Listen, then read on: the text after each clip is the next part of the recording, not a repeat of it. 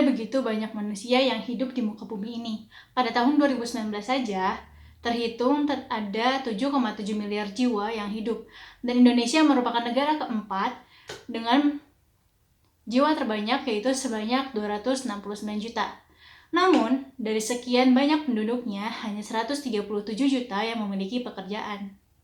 Hal ini pula yang turut mendukung Indonesia untuk tetap bertahan sebagai negara berkembang. Di tahun 2020, Indonesia berhasil dilumpuhkan oleh virus corona atau COVID-19, yang juga dinyatakan oleh World Health Organization atau WHO sebagai pandemi. Ketika virus dikonfirmasi masuk Indonesia, perasaan aku saat di Indonesia ada yang terkonfirmasi positif COVID-19 ini, yang pasti khawatir. Karena dari pemberitaan awal di China pun sebenarnya udah khawatir sih. Karena kan virus ini cepat atau lambat bakal nyebar. Maka dari itu, pemerintah pun bergerak cepat untuk membuat segala aturan yang bisa memutus rantai penyebaran dari virus COVID-19 ini. Salah satunya adalah pembatasan sosial berskala besar. Tentu awalnya pun saya berpikir, oh masih aman, belum lockdown. Namun kenyataannya semuanya itu berbanding terbalik. Karena ekonomi Indonesia nyaris menghadapi resesi. Menurut data Kemnaker, ada 1.792.108 pekerja yang terpaksa dirumahkan atau terkena PHK.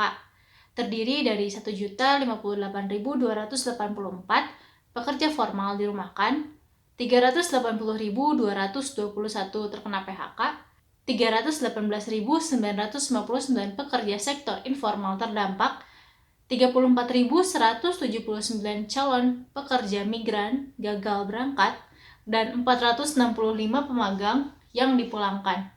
Hal itu mengakibatkan berkurangnya pendapatan setiap orang untuk memenuhi kebutuhan hidup sehari-harinya. Aku di sini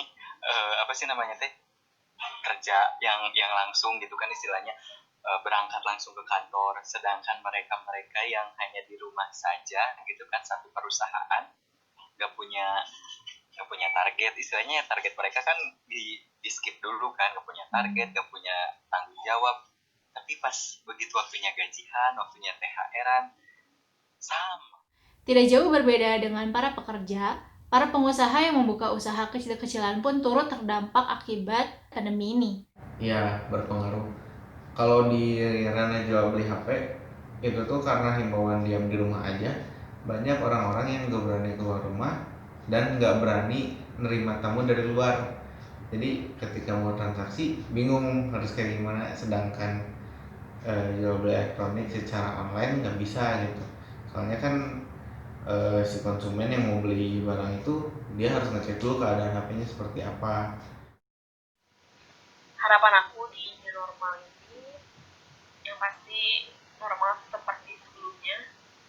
Aktivitas kita, semua kegiatan kita, walaupun harus disisipkan dengan hal-hal yang baru kayak harus pakai masker mana-mana, harus pembatasan social distancing, physical distancing itu harus dilakukan, gak apa-apa. Yang penting ya kitanya sih, aktivitas kitanya normal kembali. Dan aku harap masyarakat makin sadar, makin aware sama lingkungan dan dirinya sendiri, karena kan dengan kesadaran itu bisa menekan si penyebaran kan. Dan kita bisa hidup berdampingan walaupun mau gak mau sih sebenarnya sama si COVID-19 ini. Namun begitu, para pekerja tetap berusaha dan berjuang di tengah pandemi ini dan untuk menghadapi new normal.